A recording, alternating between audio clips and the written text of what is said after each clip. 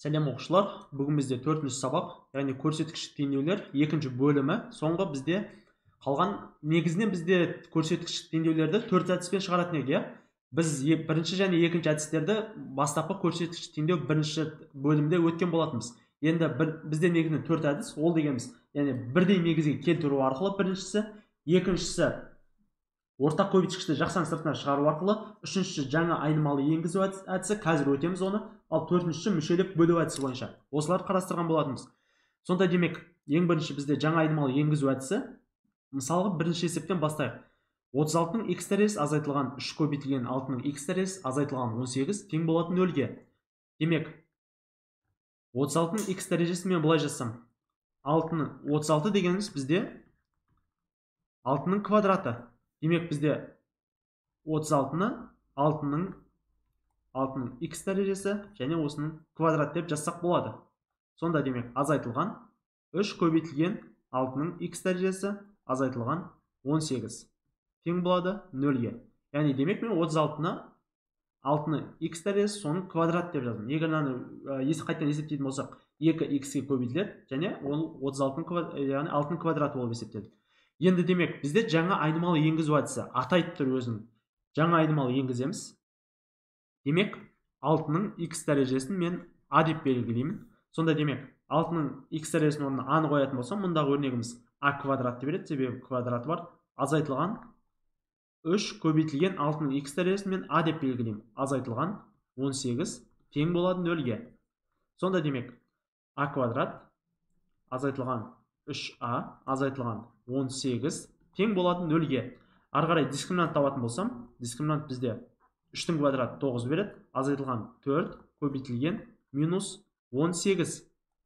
Сонда демек, 4-ті 18-ге көбейтетін болсақ, ол бірінші 10-ға көбейтсек 40, 8-ге көбейтетін болсақ 32. Демек 72. 72 бізде қосылады. Сонда 81-ді береді. 81 түбір астынан бізде белгілі 9 шығады. A1, A2-ні табатын болсам, демек, ол дегеніміз 3 плюс минус 9 бөлінген 2-ні береді. Бірінші плюсмен алатын болсам, 12 бөлінген 2 бізде 6-ға тең. Ал келесі минусмен алатын болсам, бізде минус 6, бізде ары қарай минус 3-ті береді. Енді демек, 2 түбіріміз шықты. A1-іміз сонда 6-ға тең, A2-іміз минус 3-ке тең екен. Енді не істейміз? Осы шыққан сандарымызды бастапқы мәнге апарып қоямыз. Ол бізде бастапқы мәнде 6-ның x дәрежесін тең a деп алдық. Демек, бірінші амалымыз 6-ны қоятын болсақ, 6-ның x дәрежесі тең болады 6-ға. Келесі екіншісі бізде 6-ның x дәрежесі тең болады минус 3-ке болған жағдайда. Сонда бірінші жағдайда бізде 6-ның x дәрежесі тең болады 6-ның 1 дәрежесі, негіздері бірдей демек, дәрежесімен жұмыс жасасақ, x-іміз бірінші тең болады 1-ге. Демек, бір түбіріміз табылды, x-іміз тең 1-ге. Келесі екіншісі 6-ның x дәрежесі тең болады минус 3-ге. Бізде не болған жағдай, егер минус жағдай болған кезде, оның шешімі болмайды. Түсінікті ме? Егер негізі бізде минус болатын болса, бізде шарт қойған болатынбыз, негізі бізде 0-ден үлкен болу керек, және 1-ге тең емес болу шарт деп қойған болатынбыз. Демек, мына өрнектің келесі өрнегіміз сонда шешімі жоқ. Тек қана бізде жауап ретінде x тең 1-ді аламыз. Есептің жауабы 1-ге тең. Екінші есепте 2-ның 2x дәрежесі қосылған 2-ның x плюс 2 азайтылған 32 тең болады 0-ге. Мұнда дайын берілген. Бізде 2-ның мұнда бірінші ашып жазып алайық. Сонда 2-ның 2x дәрежесі қосылған, мұнда 2-ның x плюс 2 дәрежесін, яғни x плюс 2 дәрежесін бұлай жазсақ. 2-ның x дәрежесі көбейтілген 2-ның квадрат деп жазсам. Яғни квадраты, ол дегенім сонда 4 көбейтілген 2-ның x дәрежесін береді. Демек, мен мынау екеуінің орнына 4 көбейтілген 2-ның x дәрежесін қоямын. Азайтылған 32 тең болады 0-ге.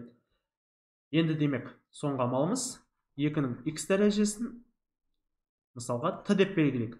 T деп белгілесек, сонда мына өрнегіміз бізде 2 дәреже болып тұрған. Демек, олымыз t квадрат болады. Себебі 2-ның x дәрежесі t болса, ол квадраты болғандықтан мына квадрат t-ға әсер етеді. t-ның квадраты қосылған 4 көбейтілген t азайтылған 32 тең болады 0-ге. Мұнда квадрат теңдеу келді. Демек, дискриминант арқылы табатын болсам, 4-дің квадраты 16 азайтылған 4 минус 32.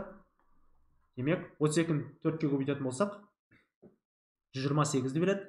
128-ге 16-ны қосатын болсам, ол дегеніміз 144-ке тең.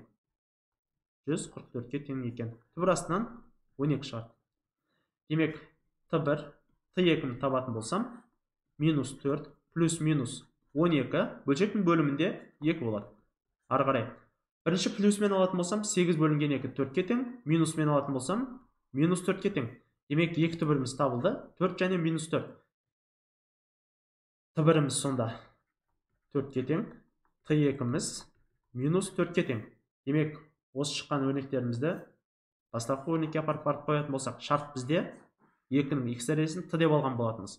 Сонда бірінші амал, бірінші 4-ті қоятын болсақ, 2-нің x дәрежесі тең болады 4-ке. Келесі екіншісі 2-нің x дәрежесі тең болады минус 4-ке. Бірінші өрнектен бізде 2-нің x дәрежесі тең болады 2-нің квадратына, x-іміз тең болады 2-ке. Есеп шықты, x-іміз бір түбіріміз 2-ке тең екен. Ал келесі екінші өрнектен бізде минус таңба болғандықтан шешімі болмайды. Тек қана жауап ретінде x тең 2-ні қарастырамыз. Жауап осы. X тең 2-де. Үшінші есепте қарасаңыздар, теңдеуді шешіңіз. 5-нің x дәрежесі азайтылған 2 көбейтілген 5-нің 2 квадраты азайтылған x тең болады минус 5-ке деп берілген. Мұнда ашып жазып алатын болсам. Сонда 5-нің x дәрежесі азайтылған 2 көбейтілген 5-нің 2 минус x дәрежесін бұлай жазсақ. 2 минус x дәрежесі тең болады. Бізде нені береді? 5-нің квадраты бөлшектің бөліміне жатады. Минус болғандықтан келесі бөлшектің бөліміне жатады. 5-нің квадраты бөлінген 5-нің x дәрежесін береді. 5-нің квадраты бізде 25-ке тең. Бөлшектің бөлімінде 5-нің x дәрежесі. Демек, осы өрнекті апарып қоятын болсам орнына, мұнда апарып қойсам.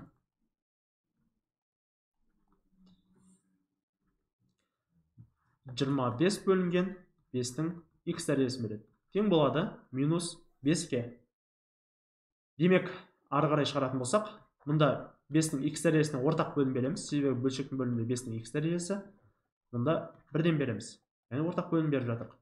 Немесе әзірге бермей тұрайық. Бірінші ашып жазып алайық. 5-нің x дәрежесі азайтылған 2 мен 25 көбейтетін болсақ, 50-ге тең. Бөлшектің бөлімінде 5-нің x дәрежесі тең болады минус 5-ке. Демек, енді мұнда 5-нің x дәрежесінен береміз. Мұнда да 5-нің x дәрежесінен береміз. Мұнда бірден берсек. Демек, ол дегеніміз. Мұна екеуін көбейтетін болсақ, 5-нің 2x дәрежесі болады. Яғни 5-нің x пен 5-нің x дәрежесін көбейтетін болсақ, мынау секілді, яғни 5-нің x дәрежесі көбейтілген 5-нің x дәрежесі. Негіздері бірдей, дәрежелер қосылады, демек 2x. 5-нің 2x азайтылған, мұнда 50 тең болады минус 5 көбейтілген 5-нің x дәрежесі. Мұнда минус 5 көбейтілген 5-нің x дәрежесінің теңдіктің сол жағына өткізетін болсам, онда демек 5-нің 2x қосылған 5 көбейтілген 5-нің x дәрежесі азайтылған 50 тең болады 0-ге. Енді бізде шарт аламыз. Шартты біз 5-нің x дәрежесін a деп белгілейік. Сонда, мына өрнегім a квадраты береді. 5-нің 2x дәрежесі қосылған 5 көбейтілген a болады. 5a азайтылған 50 тең болады 0-ге. Осында енді ары қарай дискриминант табатын болсам, дискриминант бізде 5-нің квадраты азайтылған 4 көбейтілген минус 50-ге тең. Минус 4 пен минус 50-ді көбейтетін болсақ, 200-ге тең болады. Мұнда 25, демек 225-ке тең болады екен дискриминантымыз. Түбір астынан бізде ол 15 болып шығады. Дискриминант табылды. Енді A1, A2-ні табатын болсам, A1, A2-міз бізде минус 5 плюс минус 15 бөлінген 2-ке тең.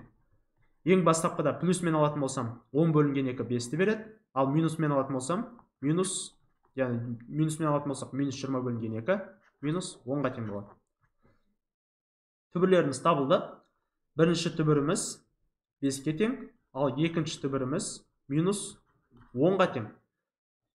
Енді демек, бастапқы өрнекке апарып қоятын болсақ, шарт қалай алдық? 5-нің x дәрежесін a деп алдық. Осы жерге апарып қоямыз a-ның орнына.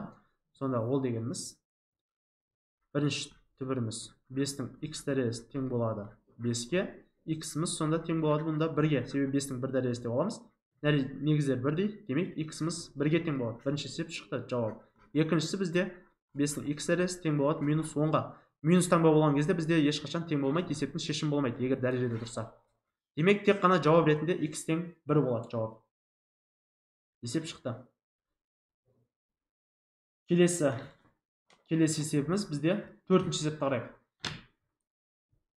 4-ші есепте 3-тің синус квадрат x азайтылған 3-тің косинус квадрат x тең болады минус 2-ке деп берілген. Мұнда былай істесек, косинус квадрат x-ті мен мысалға косинус квадрат x-ті тең болады 1 азайтылған синус квадрат x деп белгілесем. Түсінікті ме? Осындай формула бар тригонометрияда. Осына апарып қойсам демек, 1 азайтылған синус квадрат x мен косинус квадрат x-тің орнына апарып қоямын. Себебі синус квадрат x-қа келтіру қажет бізде шарт бойынша. Сонда 3 синус квадрат x азайтылған 3-тің 1 минус синус квадрат x дәрежесі. X дәрежесі тең болады минус 2-ге. Демек енді 3-тің синус квадрат x дәрежесі азайтылған. Мұндағы синус 3-тің 1 минус синус квадрат x дәрежесін біз былай жазамыз. 3-тің 1 минус синус квадрат x дәрежесін 3-тің 1 дәрежесі бөлшектің бөлімінде, немесе бөлінген бөлшектің бөлімінде 3-тің синус квадрат x дәрежесі деп жазамыз. Демек, сонда 3 бөлінген 3-тің синус квадрат x дәрежесі тең болады минус 2-ке. Енді бізде ортақ бөлім беретін боламыз. Мұнда 3-тің синус квадрат x дәрежесінен, ал мұнда да 3-тің синус квадрат x дәрежесінен берсек. Ал мұнда 1-ден береміз. Жаңа 3-ші есепке ұқсас, бастапқы есепке. Сонда демек, мұнда 3-тің синус квадрат x дәрежесімен екеуін көбейтетін болсақ, 3-тің 2 синус квадрат x дәрежесін береді. Яғни 2 еселенген азайтылған 3 тең болады минус 2-нің минус 2 көбейтілген 3-тің синус квадрат x дәрежесі. Келесі амал енді әрқайсысын жазып шықсам, 3-тің 2 синус квадрат x. Мұндағы өрнегіміз теңдіктің сол жағына плюс болып өтеді. Қосылған 2 көбейтілген 3-тің синус квадрат x азайтылған 3 тең болады 0-ге. Демек, келесі бізде енді былай істесек, 3-тің синус квадрат x дәрежесін бізде t деп белгілесек. Сонда демек, ол дегеніміз бізде 3-тің синус квадрат x дәрежесін t деп белгіледік. Демек, онда біз былай аламыз. t квадрат, ол дегеніміз қосылған 2t азайтылған 3 тең болады 0-ге. Дискриминант табатын болсам, 4 азайтылған 4 көбейтілген минус 3. Ол дегеніміз 16-ға тең. Түбір астынан 4 шығады. Сонда демек, t1 t2-ні табатын болсам, t1 t2-міз минус 2 плюс минус 4 бөлінген 2-ге тең болады. Бірінші плюсмен алатын болсақ, 1-ге тең болады түбіріміз. Келесі екінші түбіріміз минусмен алатын болсақ, минус 3-ке тең болады. Енді демек, орындарына апарып қою қалды. Соңғы амалымыз. Соңғы амал сізде мына жерге сыйдырсам. Былай істесек, соңғы амал. Біріншісі бізде 3-тің синус квадрат x дәрежесін тең болады 1-ге деп аламыз. Екіншісі бізде 3-тің синус квадрат x дәрежесін минус 3-ке деп аламыз. Бұл жағдайда бізде шешім болмайды. Яғни мына жағдайда есептің шешімі болмайды. Есебі минус болғандықтан. Ал мына жағдайды шығарсақ болады. Бізде мінеке 3-тің синус квадрат x дәрежесі тең болады. 1-ді біз 3-тің 0 дәрежесі деп алсам. Сонда демек синус квадрат x тең болады 0-ге. Себебі негіздер бірдей болғандықтан тастап кеттік. Дәрежелермен жұмыс жасадық. Келесі енді синус x-ін табатын болсам, түбір астында 0-ден бізде 0 шығады. Синус x-іміз 0-ден шығады. Квадрат 0 болып барады. Түбір астында одан 0 шығады. Енді x-іміз табатын болсақ, демек x тең болады пикаға. К тиісті z-ге. Есеп шықты. X тең пикаға. Жауап осы болады. Келесі 8-ші бір есепті алдым ішінен. Қарасаңыздар, түбір астында 3 қосылған түбір астында 2-нің x дәрежесі қосылған түбір астында 3 азайтылған түбір асты 2-нің x дәрежесі тең болады 10-ға деп берілген. екеуі де бір айнымалыда келмей тұр бізде. Сонда демек не істейміз? Мұндағы өрнекті мен былай жазсам. Түбір астында 3 азайтылған түбір астында 2-ні біз не деп жазсақ болады? 1 бөлінген түбір астында 3 қосылған түбір асты 2 деп жазсақ болады ғой. Себебі мына кезде қазір иррационалдықтан құтылатын болсақ, бізде мына өрнекті бастапқыда береді. Түсінікті ме? Себебі мына иррационалдықтан құтылатын болсақ, түйіндесіне көбейтеміз, сол кезде мына өрнекті басында береді. Демек, сонда осы амалды қолданып шығаратын болсам, демек мына өрнектің орнына мен мынаны апарып қоямын. Ол дегеніміз түбір астында 3 қосылған түбір астында 2, осының x дәрежесі қосылған 1 бөлінген түбір астында 3 қосылған түбір астында 2-ге тең болады 10-ға. Осы өрнегіміз 10-ға тең. Мынау жақшаның сыртында x бар, міндетті түрде ұмытпаймыз. Дұрыс жазылмай қалды. Енді қарасаңыздар, бірдей өрнекке белгілесек болады. Түбір астында 3 қосылған түбір астында 2-ні мен a деп белгілесем. Болады ғой? X дәрежесін a деп белгілесем. Осы шарт ретінде алайын. Демек, осы өрнекті a деп белгіледік. Ол дегеніміз демек, мұнда жақшаны былай жазсақ болады. Осының x дәрежесі және 1-дің x дәрежесі. Осылай жазсақ болады x. Осыған әсер етеді. Демек, сонда a-ның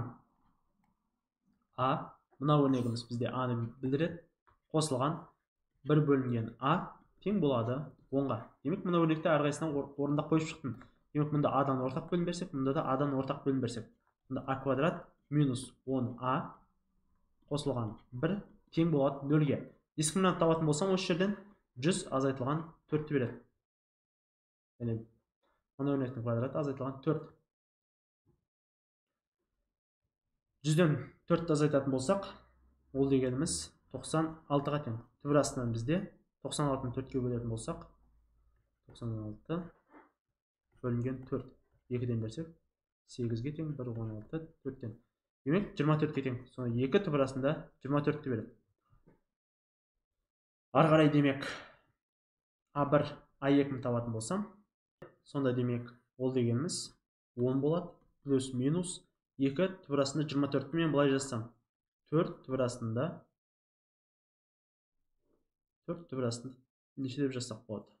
Мысалға 96-ны 4-ке бөлетін болсақ, 96-ны 16-ға бөлетін. 16-ға бөлетін болсақ, нешеден берсек болады? Мысалы 6-тан берсек. 6-тан берсек 6, мұнда 3, 6-ны 3-ке бөлетін болсақ, сонда 6-тан түседі. Демек, бізде 4 түбір астында 6 деп жазсақ болады екен. Сонда 4 түбір астында 6 десем, 96-ны 4 түбір астында 6-ға тең, бөлшектің бөлімінде 2. Сонда 2-ні жақшаның сыртына шығарып жіберетін болсақ, 5 плюс минус 2 түбір астында 6 қалады. Сонда демек, бөлшектің бөлімінде 2, оны 2-ге қысқарады, қалатыны 5 плюс минус 2 түбір астында 6-ға тең болады. Есебіміз бірінші жауабымыз шықты. 5 плюс минус 2 түбір астында 6. Келесі енді бізде не істейміз? A1, A2-міз табылды. Келесі орындарын апарып қоятын болсам, бастапқы шартқа апарып қоятын болсам, бірінші амал түбір астында 3 қосылған түбір астында 2-нің x дәрежесі тең болады. A-мыз бірінші 5 плюс 2 түбір астында 6 деп белгілейік. Сонда демек, бұл дегеніміз түбір астында 3 қосылған түбір астында 2-нің x дәрежесі тең болады. Ол дегеніміз 5 плюс 2 түбір астында 6 дегеніміз түбір астында 3 қосылған түбір астында 2-нің квадратына тең. Себебі осы жақшаны ашсаңыздар, 5 қосылған 2 түбір астында 6-ның өрнекті аласыздар. Сонда x тең болады. Бірінші түбіріміз 2-ге тең екен. X бірінші түбіріміз табылды. 2-ге тең. Келесі екінші түбіріміз қарайық. Түбір астында 3 қосылған түбір асты 2 тең болады. Яғни осының x дәрежесі тең болады 5 минус 2 түбір астында 6-ға. Бұл өрнегіміз сәйкес келмейді. Себебі түбір астында 3 қосылған түбір асты 2-нің x дәрежесі тең болады. Мына өрнекті біз тек қана былай жасақ болады. Яғни түбір астында 3 азайтылған түбір асты 2-нің квадрат деп жасақ болады. Демек, бұл өрнек келмейді, есептің шешімі болмайды. Тек қана бізде жауап бола алады. x тең 2 деген. Келесі тақырыпта көрсек, мүшелеп бөлу әдісін қалай қолданамыз, қай уақытта қалай болады деген секілді сұрақтарға жауап берсек, ең бірінші есепте қарасаңыздар, 12-нің x плюс 7 дәрежесі тең болады 6-ның x плюс 7 дәрежесіне. Демек, 6-ның x плюс 7 дәрежесіне бөліп жіберетін болсақ, себебі мысалға 6-ның x плюс 7 дәрежесі бізде бөлшектің бөліміне барады. Пропорция амалы секілді. Сонда демек, ол дегеніміз 12-нің x плюс 7 дәрежесі бөлшектің бөлімінде 6-ның x плюс 7 дәрежесі тең болады 1-ге. Яғни мұнда 1-ді ұмытпаймыз. 1 қалады, себебі бөлшек пропорция болды. Енді демек, дәрежелер қарасаңыздар, бірдей. Дәрежелер бірдей болса, біз жақшаның ішінде жазсақ болады. 12 бөлінген 6-ның x плюс 7 дәрежесі деп жазсақ болады. Тең болады 1-ге. 12-ні 6-ға бөлетін болсақ, 2-ге тең. 2-нің демек x қосылған 7 дәрежесі тең болады. 1-ді біз 2-нің 0 дәрежесі деп жазамыз. x плюс 7 тең болады 0-ге. x-ін табатын болсам, ол минус 7-ге тең болады екен. Демек, есебіміз шықты. Түбіріміз x тең минус 7-ге екен. Яғни мүшелеп бөлу әдісі деп осыны айтамыз. Келесі есепті қараңыздар. Келесі есепте мұндағы 2-нің 3x азайтылған 6 дәрежесін мен былай жазып алсам. 2-нің 3x азайтылған 6 дәрежесін, 2-нің 3-ті жақшаның сыртына шығарып жіберетін болсам, x минус 2 дәрежесі қалады. Сонда демек, мұндай 3-іміз әсер етеді 2-ге. 2-нің кубы бізде 8-ді береді. Демек, 8-дің x минус 2 дәрежесі деп жазамын. Келесі екінші өрнекті бізде 3-дің 2x минус 4 дәрежесін біз былай жазсақ. 3-дің 2 дәрежесін сыртына шығарып жіберсем, мына өрнектен 2-ні жақшаның сыртына шығарсам, жақшаның ішінде x минус 2 қалады. 3-дің квадраты бізде 9-ды береді. 9-дің x минус 2 дәрежесі. Демек, енді әрқайсысын таптық. Орындарына апарып қойып жазатын болсам, 3-дің 2x минус 4 дәрежесіне 9-дің x минус 2 дәрежесі сәйкес келеді. Ал 2-нің 3x минус 6 дәрежесіне 8-дің x минус 2 дәрежесі сәйкес келеді. Демек, қараңыздар, енді мүшелеп бөлеміз, яғни 8-іміз мұнда бөлімді болып өтеді. Сонда 9-дің x минус 2 дәрежесі бөлімінде 8-дің x минус 2 дәрежесі тең болады 1-ге. Немесе мына жерде біз 8-дің x минус 2 дәрежесіне бөліп жібердік десек те болады. Түсінікті ме? Енді қарасаңыздар, мұнда дәрежелер бірдей болғандықтан 9 бөлінген 8-дің x минус 2 дәрежесі деп алсам болады, тең болады 1-ге. Енді демек, 9 бөлінген 8-дің x минус 2 дәрежесі тең болады 9 бөлінген 8-дің 0 дәрежесіне. 1-ді біз 9 бөлінген 8-дің 0 дәрежесі дейміз. Кез келген санның 0 дәрежесі 1-ге тең. Сонда демек, негіздері бірдей, дәрежесімен жұмыс жасасақ, x минус 2 тең болады 0-ге. X табатын болсақ, 2-ге тең болады екен. Есебіміздің шешімі шықты. 2-ге тең. Жауап 2-ге тең. Келесі есепті қарайық. Үшінші есепте 4-дің x дәрежесі қосылған 6-ның x дәрежесі азайтылған 2 көбейтілген 9-ның x дәрежесі тең болады 0-ге деп берілген. Демек, мұнда қалай істейміз? Бірінші 4-дің x дәрежесін мен былай жазсам. 4-дің x дәрежесін 2-нің 2x дәрежесі деп жазсақ. Келесі 6-ның x дәрежесін 2-нің x дәрежесі көбейтілген 3-дің x дәрежесі. Себебі дәрежелер бірдей болса, біз екеуін бірге жақша ішінде алсақ болады. Келесі 9-дің x дәрежесін 3-дің 2x дәрежесі деп алсақ. Демек, не істейміз келесі амал? Мына өрнекті осы күйінше жазып шығатын болсақ, осы белгілеген күйінше мына өрнек былай алсақ, келесі мынау осы арқылы алып шықсақ. 4-дің x дәрежесіне біз 2-нің 2x дәрежесін қоямыз. Қосылған 6-ның x дәрежесіне бізде 2-нің x дәрежесі көбейтілген 3-дің x дәрежесін қоямыз. Азайтылған 2 көбейтілген 9-дің x дәрежесіне 3-дің 2x дәрежесін қоямыз. Енді келесі бізде мүшелеп бөлу әдісін қолданамыз. Демек, мына өрнекті біз 1 бөлінген 3-дің 2x дәрежесіне көбейтіп шықсақ. Сонда демек, ол дегеніміз 2-нің 2x дәрежесі бөлінген 3-дің 2x дәрежесі қосылған 2-нің x дәрежесі көбейтілген 3-дің x дәрежесі, ал бөлшектің бөлімінде былай істесек, 3-дің x дәрежесі көбейтілген 3-дің x дәрежесі дедік. Яғни 2x дәрежесі мен x дәрежесі көбейтілген 3-дің x дәрежесі дедік. Себебі қазір қысқарту үшін. Ал келесі өрнекке 2 көбейтілген 3-тің 2x дәрежесі бөлшектің бөлімінде 3-тің 2x дәрежесі тең болады 0-ге.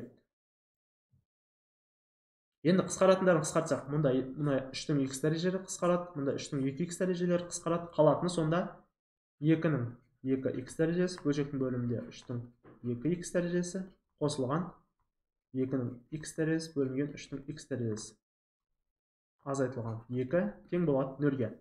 Енді қандай шарт қолданамыз? Мұнда 2-нің 2x дәрежесі бөлінген 3-тің 2x дәрежесін немесе былай алайық. 2 бөлінген 3-тің x дәрежесін бізде a деп алсам. Түсінікті ме? 2 бөлінген 3-тің x дәрежесін a деп алсам. Онда демек қалай болады? Мына өрнегім. Бірінші өрнегім, мына өрнегім a квадратты береді. Қосылған a азайтылған 2 тең болады 0-ге. Ары қарай дискриминант табатын болсам, 1 азайтылған 4 көбейтілген минус 2-ні шығарады. Ол дегеніміз 9-ға тең. Түбір астынан бізде 3 шығады. A1 A2-ні табатын болсам, A1 A2-ні табатын болсам, ол дегеніміз минус 1 плюс минус 3 бөлінген 2-ге тең. Сонда демек, плюсмен алатын болсам 1-ге тең, азайтумен алатын болсам минус 2-ге тең. Түбірлеріміз табылды. A1-міз 1-ге тең екен, A2-ші түбіріміз минус 2-ге тең екен. Түбірлер шықты. Енді келесі соңғы амалымыз.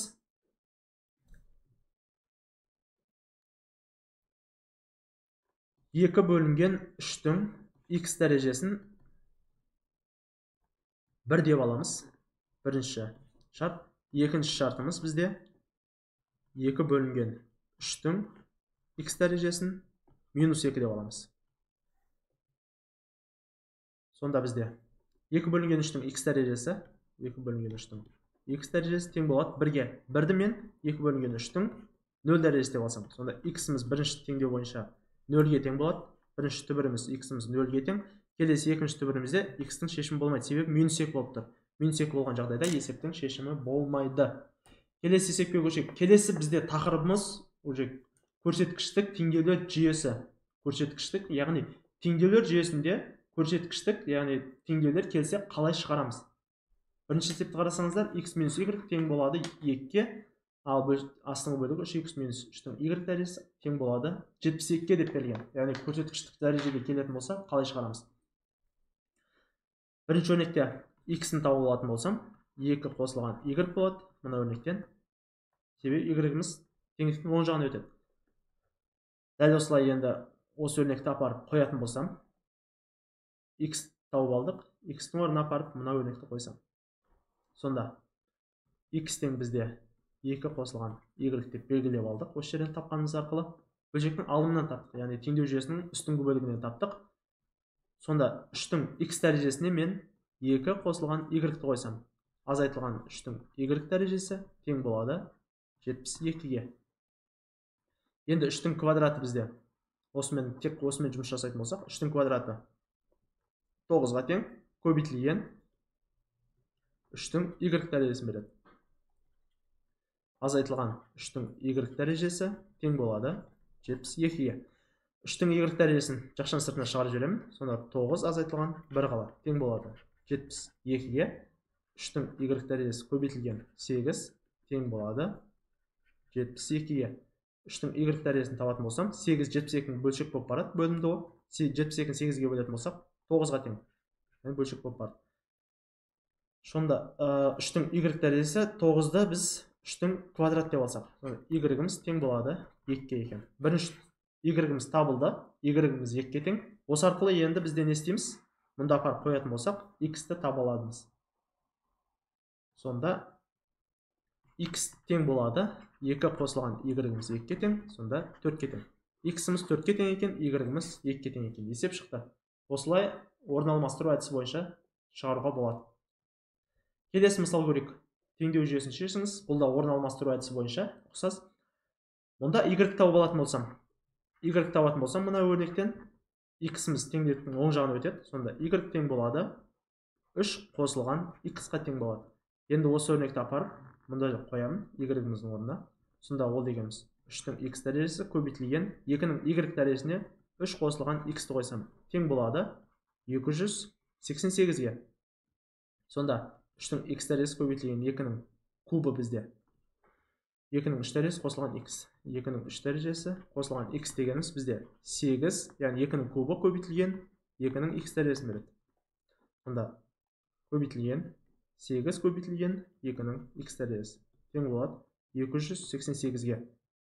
Мұнда қарасаңыздар, 3 пен 2-ні 3-тің x дәрежесі көбейтілген 2-нің x дәрежесі десек, 8-ді мына жаққа бөліп жіберсек, 288-ді біз 8-ге бөлетін болсақ, нешеге тең болады? Бөліп көрейік.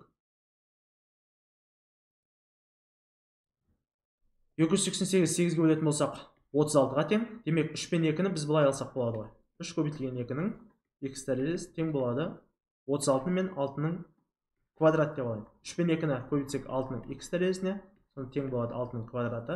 X табатын болсақ, 2-ге тең екен. X-іміз табылды. Енді осы арқылы біз y табатын болсақ, мұнда апарып қоямыз. Y тең болады 3 қосылған x бойынша, сонда 3 қосылған 2 тең болады 5-ге. Y-іміз 5-ге тең екен. Есеп шықты. X-іміз 2-ге, Y-іміз 5-ге тең болды. Келесі енді теңдеу жүйесін біз қосу арқылы шығаратын болсақ, қосу әдісі бойынша, ол дегеніміз қалай болады? Бірінші есепте қарасаңыздар, 3-тің 2x қосылған 1 қосылған 2-нің y дәрежесі тең болады 28-ге.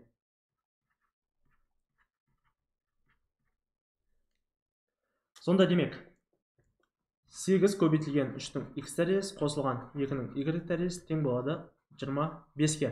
Енді қарасаңыздар, осында бізді қосу амалын қолданамыз. Себебі қарасаңыздар, 2-нің y дәрежесі екеуінде де белгілі. Екеуін азайтатын болсақ, үстіңгі бөлігінен астыңғы бөлігін азайтсақ, қалай болады бізде? Сонда 3-тің 2x қосылған 1 азайтылған 8 көбейтілген 3-тің x қосылған, бірінші болмаса былай жазып алайын. 3-тің 2x қосылған 1 қосылған 2 y дәрежесі азайтылған, енді астыңғы бөлігін жазсам. Астыңғы бөлігі бізде 8 көбейтілген 3-тің x дәрежесі қосылған 2-нің y тең болады 28 азайтылған 25-ге. Мұндай минус болады. Сонда 2-нің y дәрежелері кетеді, себебі плюс пен минус екеуі кетеді, 0 болады. Қалатыны бізде 3-тің 2x қосылған 1 азайтылған 8 көбейтілген 3-тің x дәрежесі тең болады 28-ден 25-ті азайтатын болсақ, 3-ке тең. Енді демек, 3-тің 2x қосылған 1 дәрежесімен 3-тің 2x көбейтілген, немесе көбейтілген 3 деп жазсам, азайтылған 8 көбейтілген 3-тің x дәрежесі тең болады 3-ке. Енді белгілі 3-тің x дәрежесін біз t деп белгілейміз. Осы шартты алып, сонда t квадрат көбейтілген 3-ті мен алдына жазылайын, мұндағы 3-ті азайтылған 8t азайтылған 3 тең болады 0-ге. Мұнда 3-ті біз теңдіктің сол жағына өткізіп жібердік. Демек, дискімнан табатын болсам, ол дегеніміз 64 плюс азайтылған 4 көбейтілген минус 3 көбейтілген 3. Демек, 4-ке 3-ті көбейтетін болсақ 12, 12-ні 3 көбейтсек 36, ол дегеніміз 100-ді береді. Тыбыр астынан 10 шығады. Тыбыр t2-ні тауып алайық. Тыбыр t2-міз демек 8 плюс минус 10 бөлінген 2a, демек 6-ға тең. Сонда бірінші амал бізде плюсмен алатын болсам 18 бөлінген 6 3-ке тең болады, азайтумен алатын болсам минус 3-тен 1-ге тең болады. T1-іміз табылды, T2-іміз табылды, орындарына апарып қоятын болсам, сонда бірінші амалымыз бойынша қоятын болсақ, 3-тің x дәрежесі тең болады, T1-іміз 3-ке тең болды. Келесі екіншісінде бізде 3-тің x дәрежесі, T2-іміз минус 3-тен 1-ге тең болды. Мұнда өрнегіміз 3-тің 1 дәрежесі деп алсақ болады мұны. Сонда x тең 1-ге болады. Бірінші T1-іміз 1-ге тең екен, ал мұна өрнегіміз бізде шешім болмайды. Демек, x-іміз табылды. X-іміз 1-ге тең екен. Енді осы арқылы y табатын болсам, ол үшін не істеймін? Ол үшін осы тапқан x-імді мынау жерге апарып қоятын болсам, осы өрнекке апарып. Сонда 8 көбейтілген 3-тің x дәрежесі қосылған 2-нің y дәрежесі тең болады 25-ке. X-тің орнына мен 1-ді қоям, сонда 8 көбейтілген 3-тің 1 дәрежесі қосылған 2y тең болады 25-ке. ары қарай мына жерде өшіре тұрайын. Ары қарай 8 мен 3-ті көбейтсек 24 қосылған 2-нің y дәрежесі тең 25-ті береді. 2-нің y дәрежесі тең болады 24 теңдіктің оң жағына өтеді. Сонда азайтсаң 25-тен 24-ті азайтсақ 1-ді береді. Y тең болады сонда 2-нің y дәрежесі тең болады 2-нің 0 дәрежесіне. 1-ді мен 2-нің 0 дәрежесі дедім. Y-іміз 0-ге тең болады екен. Есебіміз шықты. Y-іміз 0-ге, X-іміз 1-ге тең екен есеп бойынша. Келесі екінші есепте. Мұнда да қосу әдісін қолданамыз. Немесе бұл жерде былай алсақ. 5-тің 2x азайтылған y дәрежесін 5-тің 2x азайтылған y дәрежесін жазып қоямын. 125-ті 5-тің кубы деп алсақ. 125-ті 5-тің кубы деп алсақ. 3-тің x плюс y дәрежесі тең болады. 27-ні біз 3-тің кубы деп алсақ. Түсінді ме? 27-ні 3-тің кубы деп алдық. 125-ті 5-тің кубы деп алдық. Сонда демек, біз тек қана дәрежелермен жұмыс жасаймыз. Себебі негіздер бірдей болып тұр. Мұнда 5 пен 5 болып тұр.